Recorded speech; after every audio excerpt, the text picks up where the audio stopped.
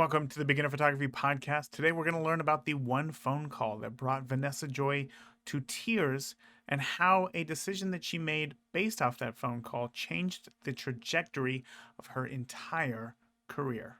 So let's get into it.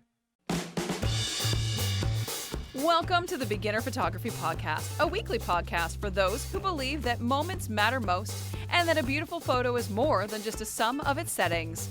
A show for those who want to do more with the gear they have to take better photos today. And now, your host, Raymond Hatfield. Welcome back to this episode of the Beginner Photography Podcast. As always, I am your host, Raymond Hatfield. And that intro, wow, that sounds like a lot, huh? It sounds like it's a lot of clickbait. And I guess in some sense it is, because it's a really interesting story that we're going to get into today with Vanessa Joy. Many of you know Vanessa Joy. She is a staple in the photography community when it comes to education and learning from learning anything about photography. She has a very predominant YouTube channel. She is on a million other videos as well. She's got courses. She teaches. She speaks. She's everywhere, in the photography community. So you know who she is. And today she actually opens up quite a bit, and I believe that we have two Beginner Photography Podcast exclusives. One being that story of the phone call that she shares with us, which she said that she hasn't shared anywhere else. And then next is hopefully you can watch this on YouTube, because Vanessa is going to share. She dug through some of her old photo books while we were talking and found some of her first photos that she took while she was still in photography class in high school. So again, if you want to see those, please head over to beginnerphotographypodcast.com for the show notes of this episode, and the YouTube video for this interview is there as well. You're really going to love it. Again, beginnerphotographypodcast.com. This is episode 242 to check that out. All right, so before we get into this interview, I want to just kind of keep the steam rolling after last week. I want to give another huge shout out for an iTunes review, but not only just one. I want to do three big thank yous for listeners of the podcast for leaving a 5-star iTunes review. The first one comes from Sonoma Coast. Sonoma, my home. All right, this is awesome. Says, my wife turned me on to the podcast, moving from an iPhone to a more professional camera for our Instagram photos and filming for YouTube videos. I have learned a lot. Thank you. Awesome. The next one comes from OK Photo Tay. I like it. Or OK Phote. Oh, OK Phote. I get it. I'm guessing Taylor, which I guess could either be a boy or girl. So Taylor says, again, just a guess, been listening for a year and love every second. This show is packed. This show sparked a love of photography, and I have now started my own photography business. Raymond covers the basics and also has something to help everyone grow. Taylor, thank you so much for leaving that 5-star iTunes review. And the last one here comes from Rita Goo 1. These names, they're crazy. Rita says, if you really want to learn and progress in the world of photography, this is the place. Raymond does such a great job of providing content for both beginners and more advanced photographers. He gets amazing guests, and you'll really enjoy their conversations. You should check out the website too. Hey, that was a cool plug. Raymond, thank you for all of your hard work. Rita, Taylor, Sonoma Coast. Oh my gosh. I always feel so good after these intros because, now my head is 100 times larger than it was just a few moments ago. So thank you again so much, seriously, for taking the time out of your day to leave an iTunes review and just let me know that you're out there and that you're listening and that you're getting value from the podcast, and that you're, not only listening, but you're doing something with that information and you are becoming a better photographer for it. So again, thank you for letting me know how you're doing. I truly appreciate every single iTunes review that comes in, as it helps the podcast out so much. So again, thank you. So, before we get on into this week's episode, I gotta let you know that this episode is actually just a bit shorter than normal. As you can imagine, with Vanessa Joy, as she'll share in the beginning, is that she had love for photography. She got that from her mom, but it was her dad who gave her business sense, and because of that, she has, created an amazing wedding photography business for herself and her family. And I started asking some business questions for premium members to hear. And well, she broke into like a real deep strategy on how she has been booking all of her clients for the past 20 years. And as you can imagine, I got really excited about this. So I wanted to ask her more and more questions because this was just fascinating. And then I wanted to find out, because Vanessa Joy is actually moving to Texas, I wanted to find out what she's doing now to prepare her business and start booking clients. So yeah, we talked for quite a bit. So for premium members, get out a pen and a paper, because there's going to be a ton on specifically how to book clients in this episode from Vanessa Joy. So if you want to hear the answers to that, feel free to head over to beginnerphotographypodcast.com, click the premium membership button at the top of the page to become a premium member. You're going to hear from Vanessa and get access to the entire back catalog of premium episodes as well to listen to. So again, beginnerphotographypodcast.com. Click on the premium membership button at the top of the page to join. All right. With that, let's go ahead and get on into this interview with Vanessa Joy. So last time you were on, you had told me about your mom and your grandmother's influence on you getting started in photography. Now, I didn't have a parent who was a photographer, but I kind of always knew that I wanted to create images. And I don't think that there was specifically one moment where it all came together for me. I want to know, was it the same for you, having that creative influence in your life? Was there one moment that you knew that photography was going to play a big role in your life? It was slow because, my parents, my grandparents, and my mother had a great influence on my photography life. I always say my mom gave me the eye, and then my dad, who was a business owner, he taught me how to work for it. But when I fell in love with photography, which was in high school, in the black and white dark room, developing my own stuff, that's when I fell in love with it. But it didn't ever occur to me that it could be like my real job until way later. I went to school for photography, but then I got an education degree, Spanish degree. Actually, I have 5 college degrees, very weird thing. But I became a teacher. I thought I had to have a real job. Every example in my life was someone that was, my mom, who was really a stay-at-home mom, but shot weddings sometimes, or my high school photography teacher that shot weddings on the weekends, but was a teacher in a school. So I always just thought, like, I fell in love with it. I knew I was going to do it. I just thought I had to do it on the sidelines of my real life. And that became something that I slowly, over 3 years, because I got my degree, I started teaching Spanish, and then I went to start my business at the exact same time. And I remember crying when I got the job. Actually, I was actually crying, like not happy, like upset. Not happy. Oh my gosh. No. To work so hard for something and then Yeah. not be happy about Yeah. it. It was ironic because I was actually at the house. I've never told this story. I was at the house of the guy who was my high school photography teacher that I worked for about 5 years, taught me everything.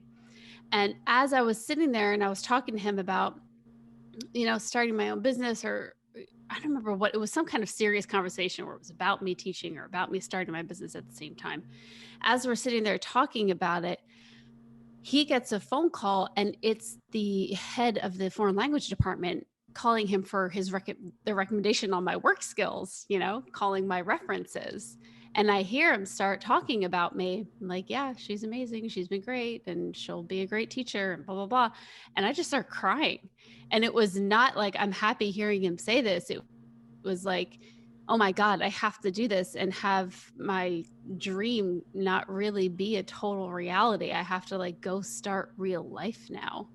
And it was so upsetting. But as those first 3 years of both starting my education career and my photography business, I became so busy, I just could not be a teacher anymore. And so it was just slow. It wasn't one thing after the other. It was, no, I had to do this and then I had to do this. I fell in love with it to begin with, but the realization of it being my life didn't come until way later. So what do you think in that moment when your photography teacher got the call asking, for those references, how is Vanessa going to be as a teacher? What do you think about her? What was going through your mind? Was it just like the doors closing on a possible future, or why do you think it was so strong of an emotion for you? I mean, it was a strong emotion because, I mean, I don't cry. Like I'm not like a weepy person.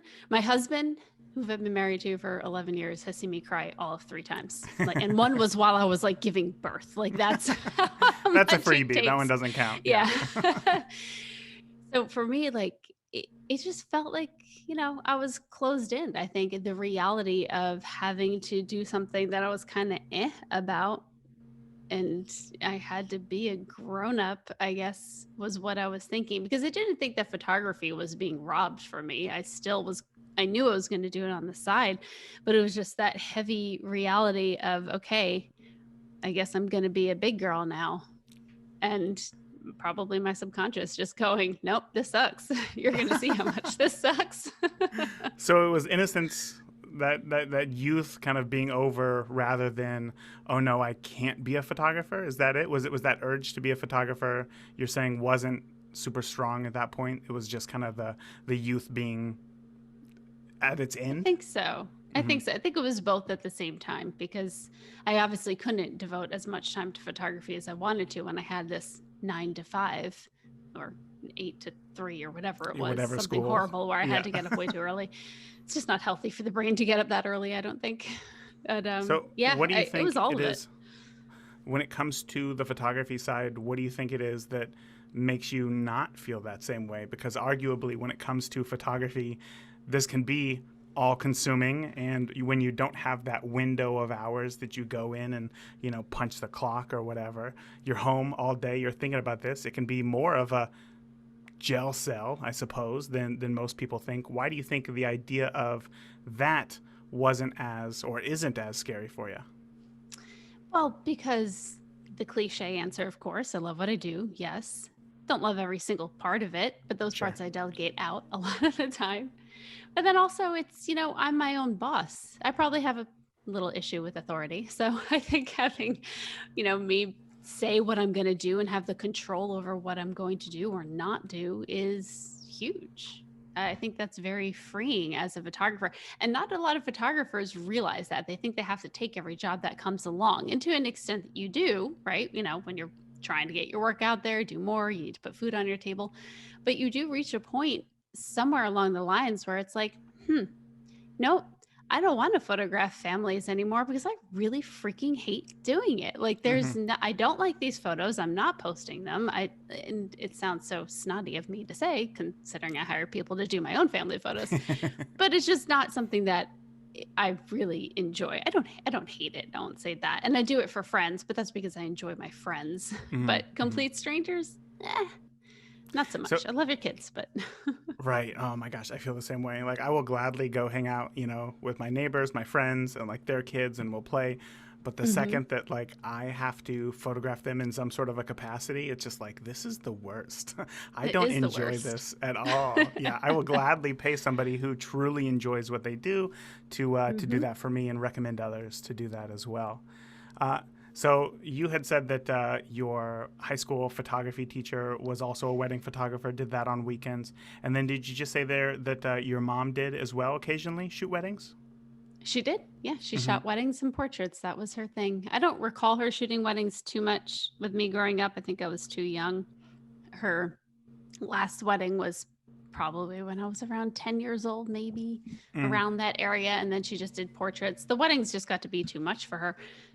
And rightfully so. I mean, we complain about how heavy the gear is now. And this was like before you had to lug film and bigger lights and battery packs and everything else. So, No yeah. kidding. Medium format, full format cameras. Oh, So, gosh. Yeah. so when you were, if I look at you today and I look at your images, if somebody were to search for Vanessa Joy images, their weddings, their engagements, and that's it, right? And portraits. And yes, and portraits. Yeah. And then looking at your, your upbringing in photography. Your photography teacher was a wedding photographer. Your mom was a wedding photographer.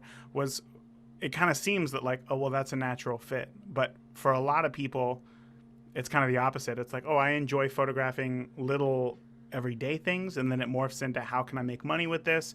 Oh, wedding photography seems to be a good way.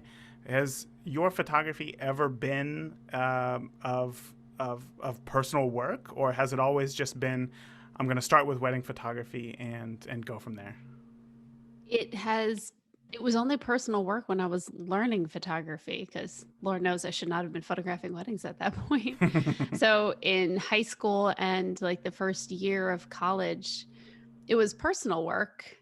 And I have. You want to see this? No one's ever seen this before. Of either. course, yes. I'm pretty sure it's right here. Yes, it is. Okay. So We got an exclusive right here. yeah, this might shock. This could be a shock factor, but I remain that it's art. It was a shock factor when my father saw it. We'll just say that. Hold on, I gotta scroll back to myself so you can see it. So I would do my own personal work, and it usually was portraits. I did some still life stuff that was okay, but it's always been people. Like I always loved emotion coming through people. And for one assignment in college, it was like you had to imitate someone's work that you saw that you liked. And I did that. And I'm sorry to say, I have no idea whose work actually imitated at the time. But they were self-portraits of me just conveying like raw emotion. And to this day, if I'm going to do personal work, it's always something like to that extent. Now, this is like horribly exposed and all those things, but you get the idea. Get the idea, absolutely. Getting Vanessa? Very interesting use of light, or I guess not interesting use, but it's like it's clear that there was a strong use of light there. So you already had. We're gonna call that knowledge of accidental use of light, because Oh, really? I'm How pretty so? sure I did. I mean, knowing what I know about Flash today, I have to think, because that was on film. And I guess I did light meter, because I used to light meter. I remember doing that with my mom, so I must have light metered that. But like understanding exact direction and light fall off and inverse square law was just not in my brain. Proper Yeah. exposure, I suppose, was in my brain. So yeah. Well, that was definitely an interesting look. So thank you so much for sharing that. And if anybody's listening, they got to check out YouTube to check out those photos there. But I guess let's go back. I don't think that I finished the question there, which was kind of about those early days as far as personal photography for you. So was that personal photography? It was all self-portraits? Because I know for me, it was like my dog and like my neighbors or whatever, like kids who I grew up with, like on my street. Like those were the things that I was just around. I don't think that I ever took a single self-portrait. So I guess, do you think that this was influenced by your mother and other creative areas that you were influenced by in your life? I don't think so. If I were, other personal work that I did, it was always of people. I'd always photograph people. So it was my friends, it was my family, it was probably neighbors at the time. It was always people that I knew. I always liked photographing people. And to this day, I did a sort of personal project. I was hired by Data Color to show off one of their color reader things, which is a really cool little thing where you read the color, the exact like Pantone color off of objects. Ironically, they did not like the video. I think it was awesome, of course, naturally. But it was one of the very first pieces of personal work I did. Yes, I was supposed to use this thing, but in knowing what it did with reading color, I was like, oh, this is the coolest thing. Like, I want to do this and that. That's a video on YouTube. I'll give you a link where you can share with people. But even that, it was portraits. I want to see people. I've always been drawn to photographing people and not kids. Obviously. Not kids, yeah. Why people? What is it about people that really stands out for you? Even as you said, your earliest influences, it was people. Yeah. Why? Well, people are endless. They're infinite. They can convey a million different emotions. You can photograph them a million different ways. And in a lot of ways, I think I enjoyed photographing in people how I felt. So I would I remember this one photo like I took of my brother, and I had this kind of like harsh light on him. It's a horrible photo, by the way. I'm not going to show that one. But it was meant for him to look like he was kind of trapped and in a jail cell. And I remember wanting to take this photo because it was just a time in my life where I felt trapped and I felt a certain way. So photographing other people, it's a little bit of photographing them, but a lot of expressing who I am. That's interesting. What's that quote? I believe it's Ansel Adams who says that there's two people in every picture, the person behind the camera and then the person viewing the photo. Quite and true. I think that what you just said there kind of speaks a lot to that. And I would think that, with that direction, what you just told me right there sounds like a straight portrait artist. You know what I mean? Somebody who just wants to go out and just photograph just portraits and, put in a lot of time and work, which you do. But I think, one area that you're known most for is your weddings. Do you think that just happened, shooting weddings? Did you not see a future in portraits, or was there something specifically about weddings that you liked more? Well, weddings is what, again, I first knew was a way to make money, a way to actually be a photographer. So as much as people I'm sure say, I'm a leader, I really am very much a follower. So my example in front of me was wedding photography. So guess what I'm going to do? Wedding photography. And I just followed that down the path. I would say more now I'm doing portraits ever than before because of the YouTube channel. It's more applicable. There are more people shooting portraits than there are shooting weddings. And even the ones shooting weddings can learn off of portraiture. And it's a lot easier just to get a model to show up versus getting a model and a tux for a groom and a dress for a bride or two brides or whatever, bridesmaids and groomsmen and everything else. So I've been doing a lot more portraiture, and I have to say, I really enjoy it. And that's one of the things with weddings I've realized. I enjoy, for the most part, two parts of the wedding day. All of the getting ready stuff, the still life. I enjoy, all the details, setting up the invitation suite. I like that because it's kind of like my ease into the day. It's a little bit of Zen time. No one's bothering me. I'm just being cute with my little artsy stuff. And then I love anything where I'm photographing people, which is thankfully most of the day. But right. It's yeah. Those are the two things I really enjoy about weddings. So I'm happy to be doing more of the photographing people just in different scenarios and studio work, which is something I really haven't done before. Now, for spending, I would say the majority of your career shooting weddings and then now trying to implement more and more portraits into your work, is there anything that you think, I guess, what specifically would you say like separates the two for you? Obviously, the wedding is like, here's an event. But when it comes to portraits, there's the Chris Orwig type portraits, which is like, here we are, natural light, give me an expression, got it. And then there's the Sue Bryce type portraits or Lindsay Adler, where everything is controlled. Where do you think that you land on that scale? Oh, smack in the middle. Sometimes I want to control things, because for example, we did a YouTube shoot the other day, the same day I shot this video for the data color thing. And that video is very like precise. I mean, there was one shot where I literally felt like I was a dentist, like specifically shining the light right into her eyeballs, like how they adjust it to be right on your mouth. I was like, that's how precise this was, and I loved it. It was great. And then the same day we went outside and she literally danced around in the snow for me and nothing but natural light, and that's fun too. It's all of it. I'm right there in the middle. I love creating both extremes. And even with self-portraits, I've done self-portraits. Last year I did a whole bunch that were like natural light. There's actually one of them is on my website. I'm like playing with flowers. And then I did self-portraits the other day that's going to come out on a new series I have coming out on the YouTube channel, all with budget gear. But that was inside, continuous lights, very like kind of hard light, interesting. Let's just say it'll be fun when that comes out.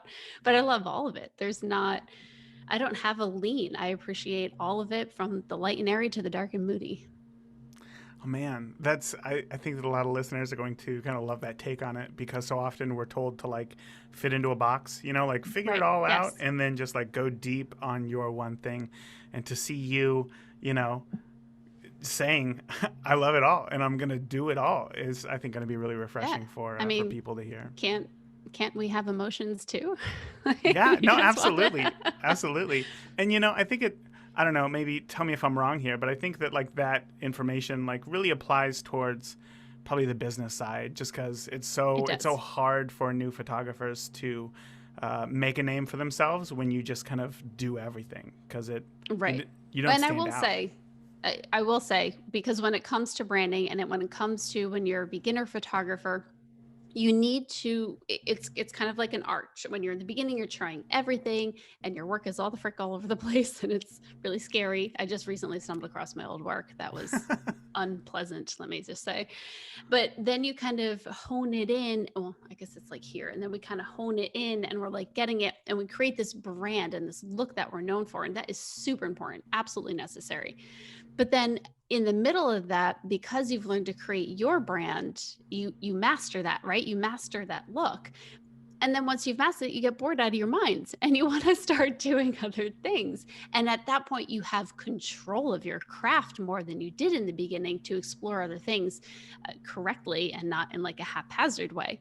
And then, of course, whatever you're shooting doesn't mean that's what you're showing. You know, you can still maintain that brand. And if you look on my Instagram, for example, we specifically, it's funny, my social media girl who plans all the posts, she's like, so what color are we doing next? We're gonna do some pinks, so we can do some greens or yellows or black and white set, you know. And I kind of just have like sections. You scroll through my Instagram, you can notice, okay, there's the pinks, there's the browns, there's the blues, there's the whatever. So it still is consistent, it's still a brand, it still looks good together instead of haphazard, but you know, we get to try new things and still keep a brand. It's definitely very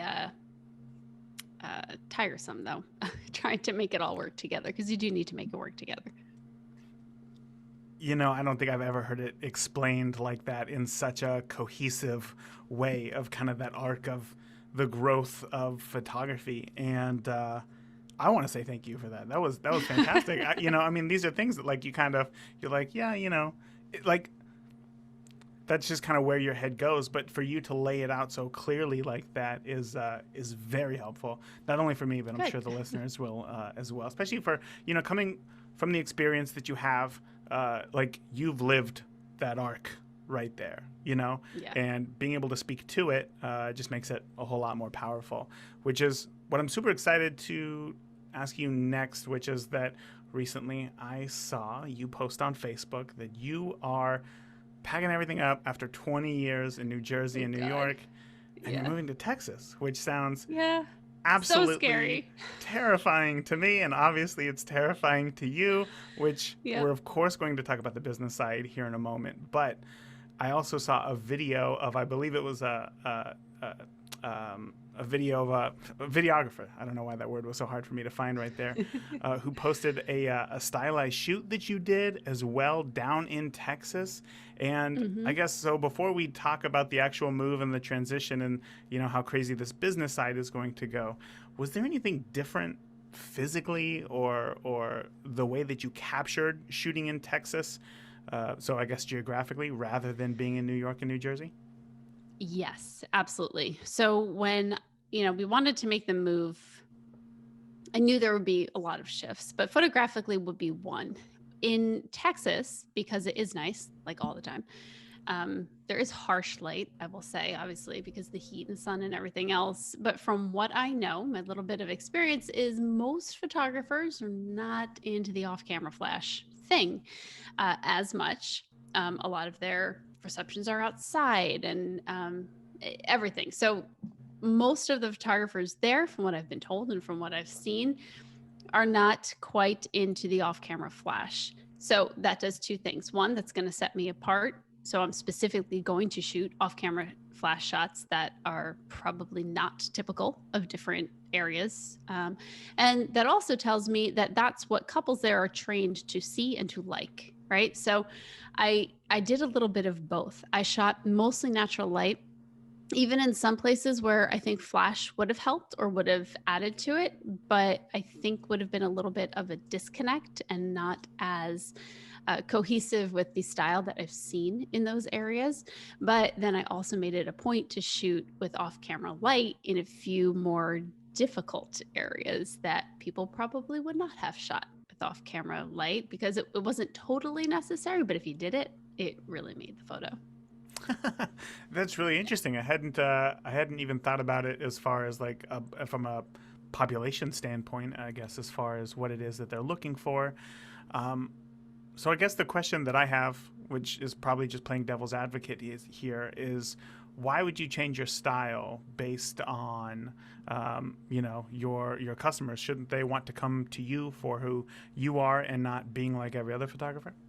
Oh yeah. Well, I wouldn't say change my style because I certainly shoot a ton of, uh, more bright and vibrant. I wouldn't say I'm a light and airy photographer. I don't think I go that far, more but bright and vibrant. But I still did that there.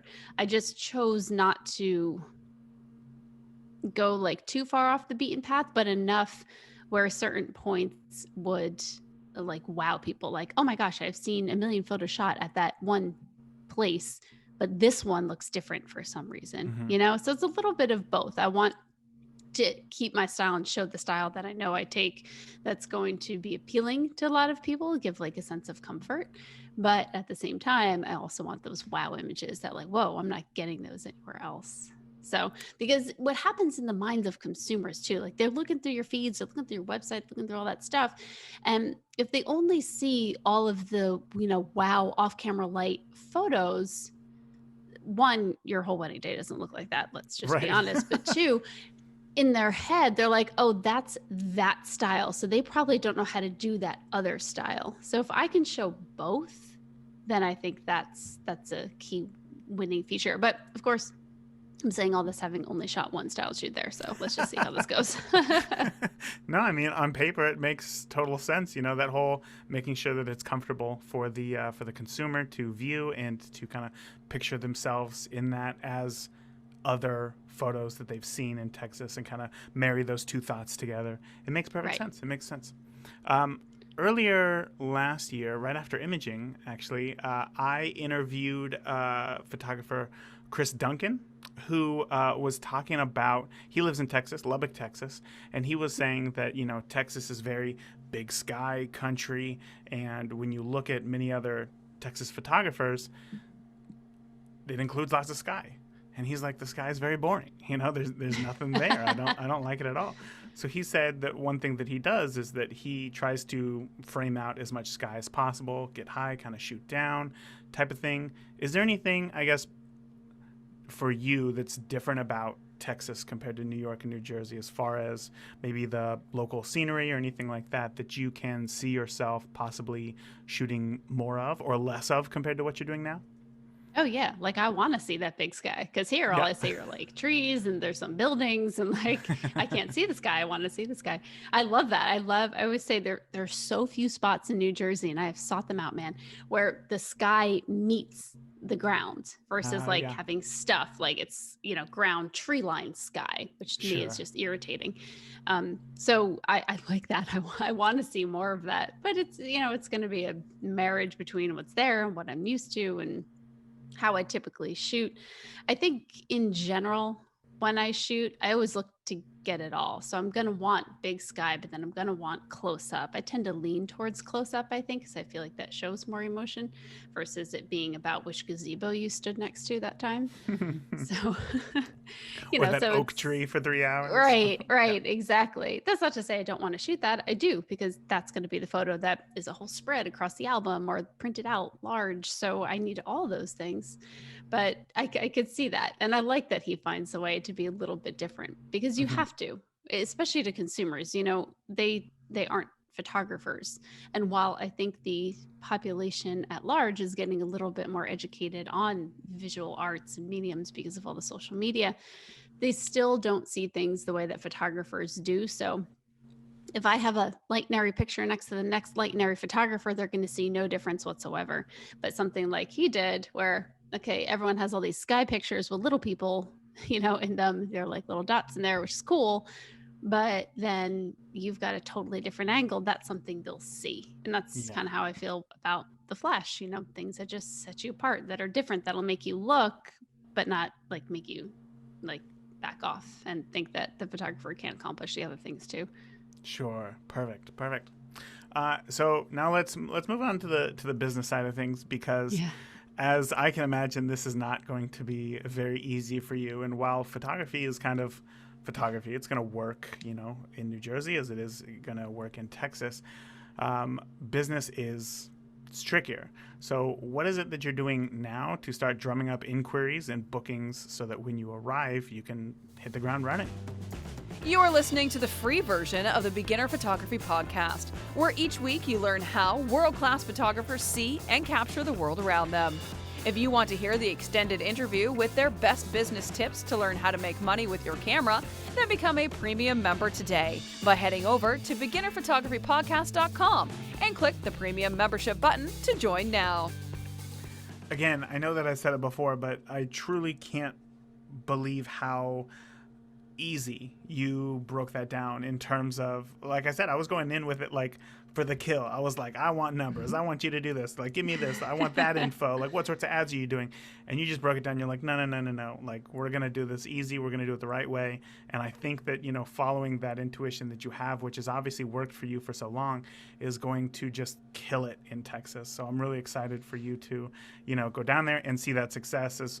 Even though right now I feel like I can hear it and I can see it, this nervousness, which of course you're going to have, but with the confidence that you have and with that plan that you just laid out for us, I don't see how it can't not work. So I'm really excited for you. Fingers crossed. If anyone's listening to this that is in the Austin area, let me know. We'll have coffee on me. That's great. Now, let's go ahead and transition again. Let's go ahead and talk a little bit more about photography, because this year you became one of Canon's Explorers of Light. And this is a huge accomplishment. This is Canon's ambassador program, right? Yes. Yep. So tell me more about how this works.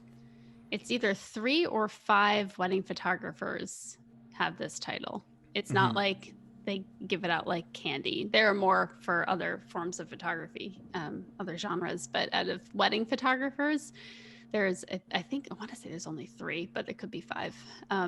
So yeah, it's something that is not given out very easily. I worked really hard to get there, and no, there is no magic sauce to get that title. It's just a lot of hard work, a lot of relationships, and a little bit more hard work. That was my next question. What's the magic sauce to get in there? That's there isn't. That there's...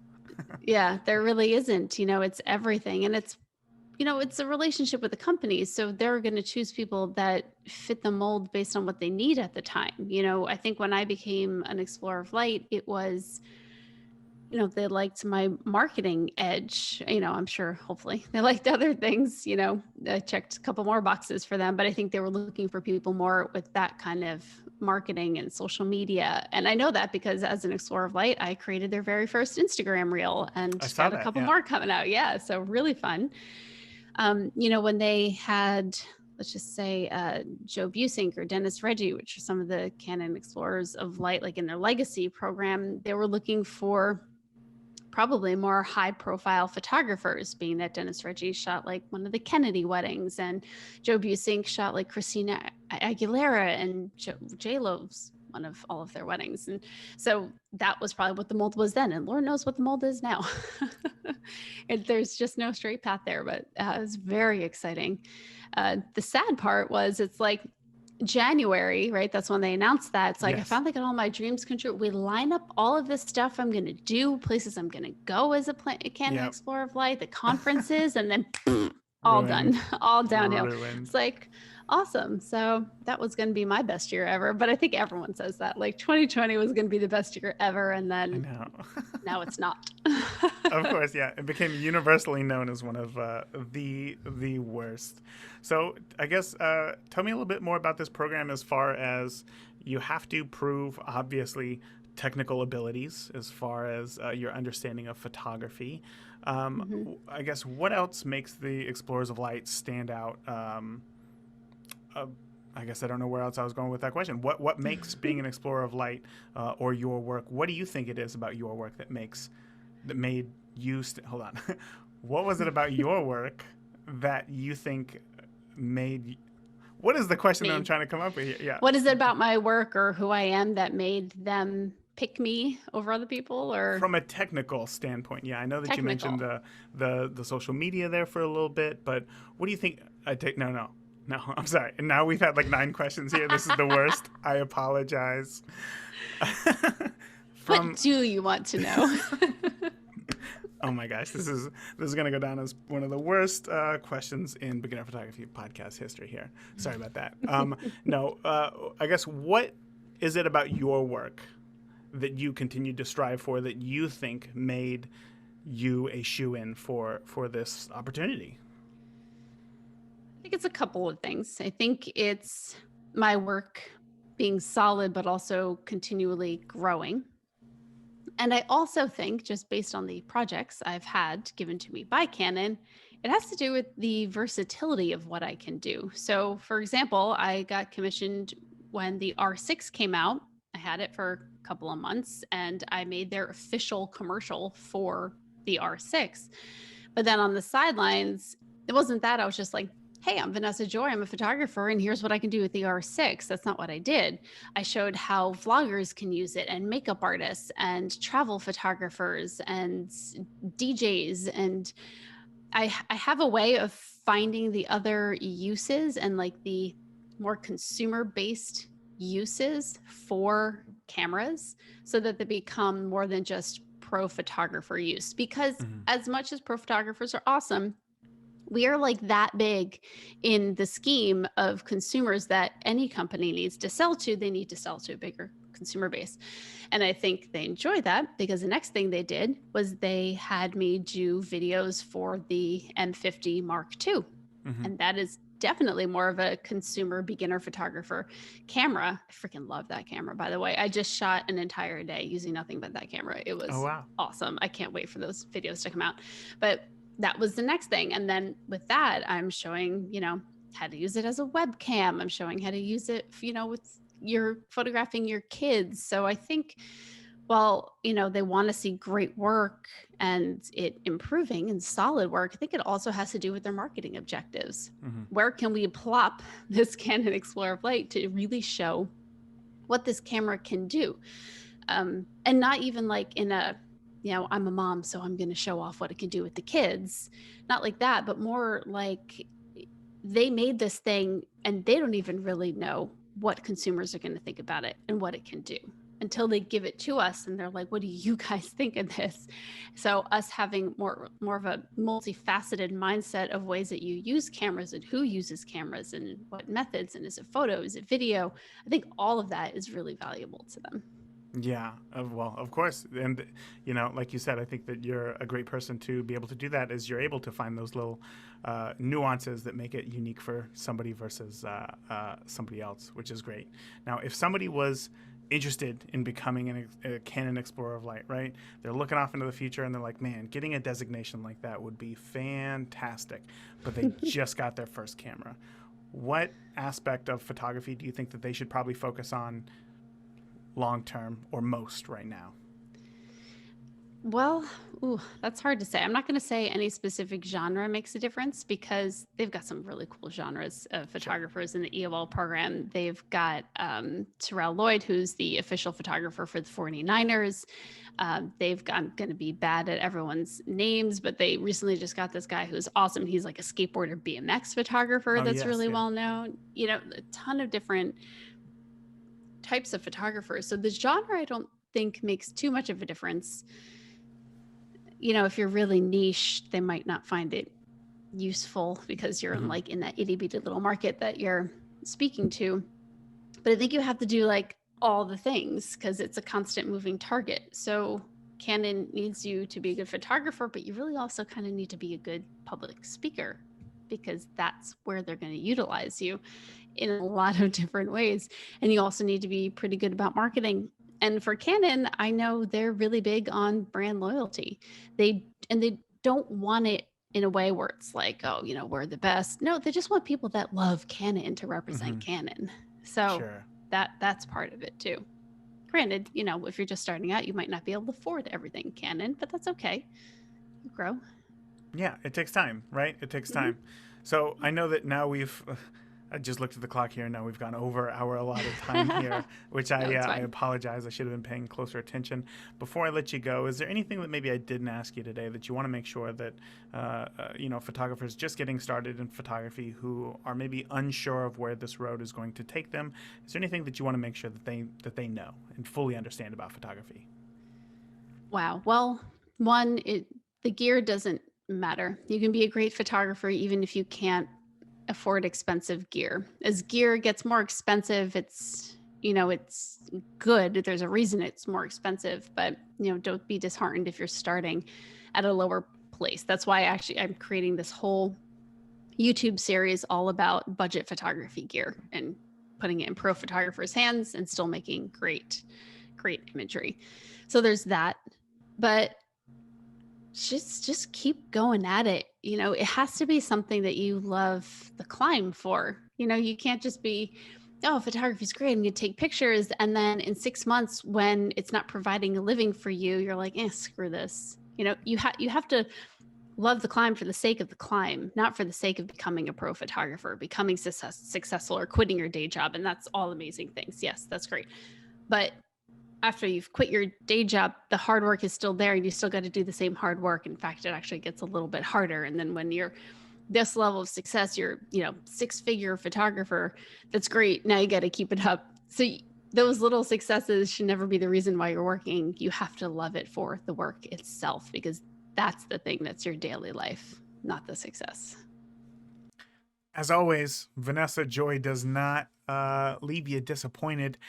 So much in this episode that Vanessa shares. My biggest takeaway was from when she was talking about just her love of portraits and photographing people rather than just kind of everyday things, because she jumped into it right in the beginning, photographing people. And what she said, I think I enjoy photographing people in how I felt. So photographing people is a little bit of photographing them, but a lot of expressing who I am. And if that doesn't say artistry right there, I don't know what does. So many times, and I still struggle with this, I try to capture photos that I know that the client is going to want and that they're going to enjoy. And sometimes, my own personal desires and creative expression takes a back seat. So hearing from Vanessa here about how she deals with that balance right there really helped me look forward to how I need to be conducting my sessions and my weddings. I would love to hear your biggest takeaway from this episode here with Vanessa Joy. Feel free to share it in the Beginner Photography Podcast Facebook group. Again, just search Facebook for Beginner Photography Podcast. You'll find it. Come on in. Let us know. What did you like most about this interview with Vanessa Joy? What did you learn most? What did you take away that is going to change the way that you shoot or just shift the way that you see photography? I look forward to hearing that. So that is it for this week. Until next week, I want you to get out, keep shooting, and obviously stay safe. Talk to you soon. Thank you for listening to the Beginner Photography Podcast. If you enjoy the show, consider leaving a review in iTunes. Keep shooting, and we'll see you next week.